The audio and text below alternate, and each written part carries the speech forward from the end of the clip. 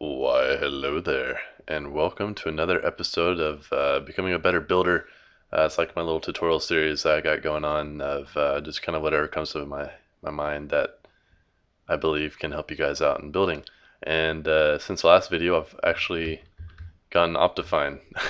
So that's a nice little, uh, I guess, download, install, whichever one works there. In the last episode, we talked about different block types that you could use in your builds.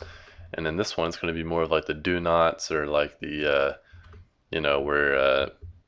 usually smart not to do type of deal.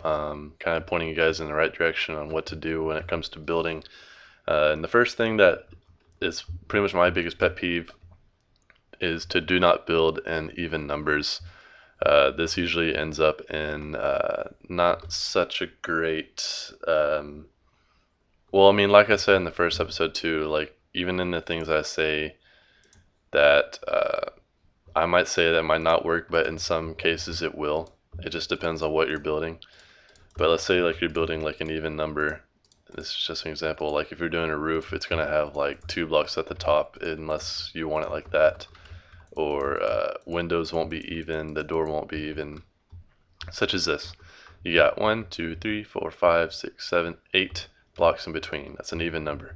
Now you can do a double door. In some cases that work, but in most cases it doesn't, or it just doesn't look as good as it could. And that usually is, the whole even thing. It plays a part in the entire build. Because once you go even on one side, you usually have to go even in all the others, unless you're doing a asymmetrical build. But even so, usually it doesn't turn out alright, but I'm just saying that usually doesn't. Sometimes, maybe. Um, but it can work. People do make it work a lot of the times, and I'm just saying that if you're wanting to get the basics down and you're not so in detail, like so deep into depth on your build that uh, you're able to go even and then turn it out to be amazing, then go for it. So say like you're going odd, you're able to center up windows. If you're going even, you might have windows like this. Which brings me up to my next point is that if you're going for more of a realistic build, or if you're trying to get better, of a design in, I would not put windows next to beams or like the corners of the door. Usually you would have like the wall separating the two for the window to actually settle into something. You don't really see in real life like a window that's like literally connected to the door.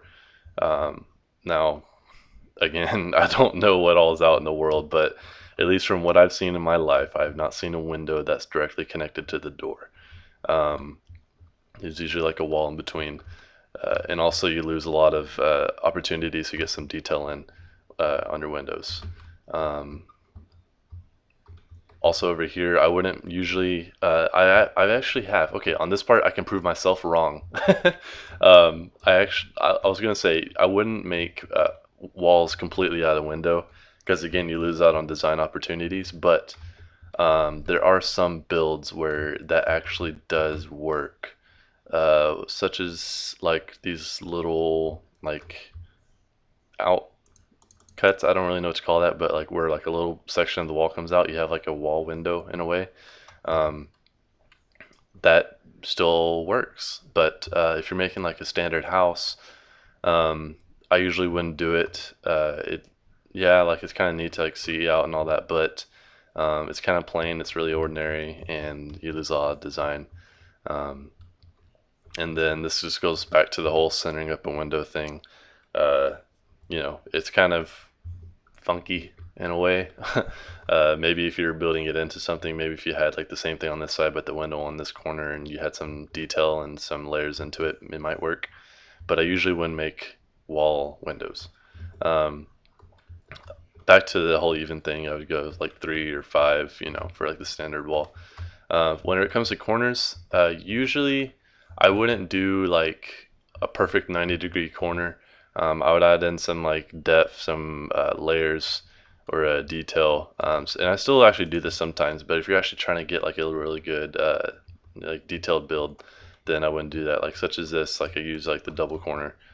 This one's pretty standard. It's still not all that great actually, but it still does the trick, and it's not as plain as the one corner. like such as this. You have the 90-degree turn, but you're adding in the layers and also using different blocks and your detailed block, which I explained in the last episode. So your corner, even though it's a 90-degree, you still got some detail into it. You can still kind of like see past the corner in a way. And even, still you can make the corner not at 90-degree and add in some detail, and then it would look even better. But it's just really how you go about it. With roofs, I usually don't do the pointed roof. Now, in that city over there, that was my very first city I ever made when Minecraft like first came out. That's all I did.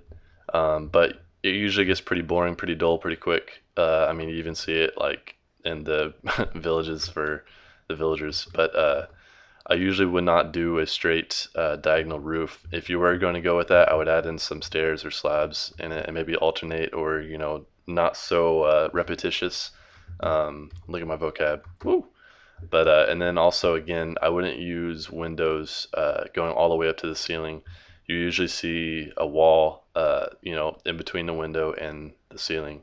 Like glass isn't going to support, you know, whatever's on the top of the house or the building, whatever you're building. Um, which like this is as an example, um, not the right choice of logs that I used, but uh, I did like I did diagonal for a little bit, and then I went up and went up again. Really, you can just play with it. Actually, the bottom bit's a little bit too thick, but like stairs and then a block with stair on top and a block stair on top. And then I also added in like supports behind and then the window. And then even when I use windows, I usually go with the panes because it adds another layer. It's not really adding a layer, but like in reality, like the block, like what's really there is even with these posts. But with how the pane is, it goes in like a little bit, so you have that like little layer detail. Um, Now you don't have to have like the block behind. Wait, no, hang on. Time set 0. Woo.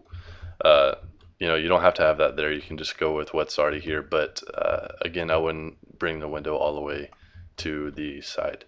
Another real, like if you're going for a realistic type of build, usually the bottom of the building is either stone or clay or whatever it may be. But usually it's, if you're thinking about in reality, it's the harder, more structure like resource, the block, whatever you're using.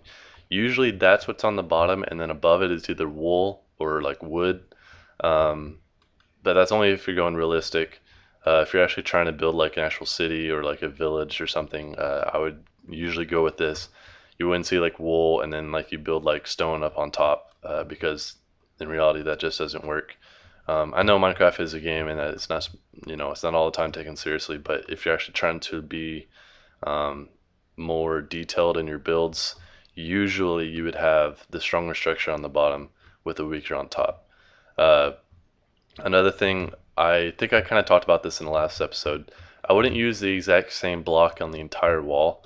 Um, like I wouldn't like have this be like the wall of my building. Like I would add like the post and like the detailed, add in the base and whatever else you need.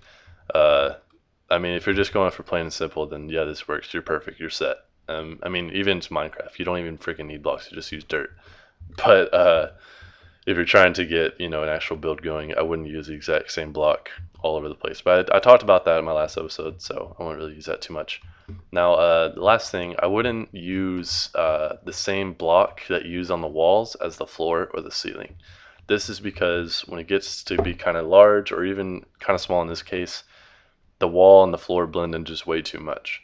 You kind of like lose yourself in the room, and it's even worse whenever you use it for the ceiling or like the second floor.